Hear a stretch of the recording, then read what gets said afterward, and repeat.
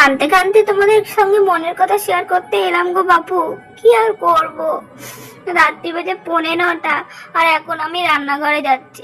দেখো এখানে সবজি কেটে নিয়েছি, পটল, আলু আর ঝিঙ্গা লঙ্কা, আর তার সাথে ডালিয়াটাকে আগের থেকে ভিজিয়ে রেখেছিলাম। কেন জানো তো, সারাদিন কিছু খাওয়া হয়নি, খালি ফল আর সাবু খেয়েছিলাম। এর মধ্যে একটু নেচেও নিলাম আমি, দেখছো, তাধিন তাধিন তাধিন করে।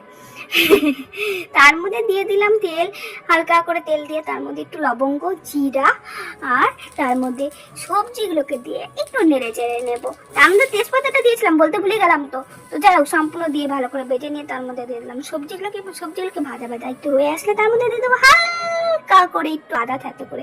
এবার সে আদাটা দিয়ে সবজিটাকে ভালো করে ভেজে নিব। ভেজে নেওয়ার পরে এর মধ্যে চলে গেল ভিজে রাখা, কি বলে এটাকে, ডালিয়া আর ডাল।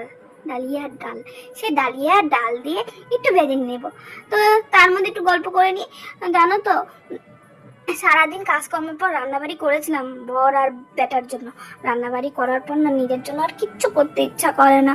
তখন মনে হয় কি রাত্রেবেলাও জল খেয়ে ঘুমিয়ে পড়ি, কিন্তু জল খেয়ে ঘুমালে পরে পরের দিন কাজের এনার্জি আসবে কোথা থেকে।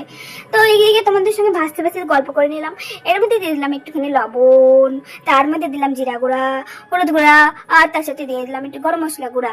এবার এগুলোকে দিয়ে ভালো করে একটু ইয়ামি করবো, মানে মশলাদার করবো। মশলাদার না হলে পরে রেসিপিটাকে একটু ভালো লাগবে নাকি? সারাদিন এই মিষ্টি খাওয়া মুখ, একটু ঝাল ঝাল মশলাদার খাওয়া না হলে পরে তোমাদের মুখে শুরু মানে রয়ে বেশি হবে না। তো তার জন্য একটু বানিয়ে নিলাম একটু স্পেশাল, মানে স্পাইসি যাকে বলে মশলাদার। তো একটু বানিয়ে নিলাম, পরিমাণ মতনই জল দিলাম, দেখতে পাচ্ছি একদম পরিমাণ মতন জল। এবার সেই জলটা দিয়ে ফুটতে দিয়ে দিব, ঢেকে দেবো। এখন আমি ঢেকে দেওয়ার পরে দেখো ফুটতে শুরু করে দিয়েছে। আমি এটাকে আজকে বানাবো শুকনো শুকনো। তো রান্নাবাড়ি দুপুরবেলা করেছিলাম, সারাদিনের রান্নাবাড়ি কাজকর্ম, ছেলেকে দিয়ে আসা নেওয়া আসা, তারপর নিজের জন্য আর ইচ্ছা করে না।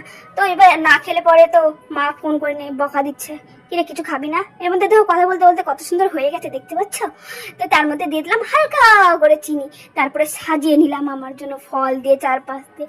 আরে নিজে খাবো তো গিয়ে সাজিয়ে নেবো না? আর এদিকে দেখো প্লেট হাতে করে নিয়ে বসে বলছি ওয়াও ওয়াও ওয়াও।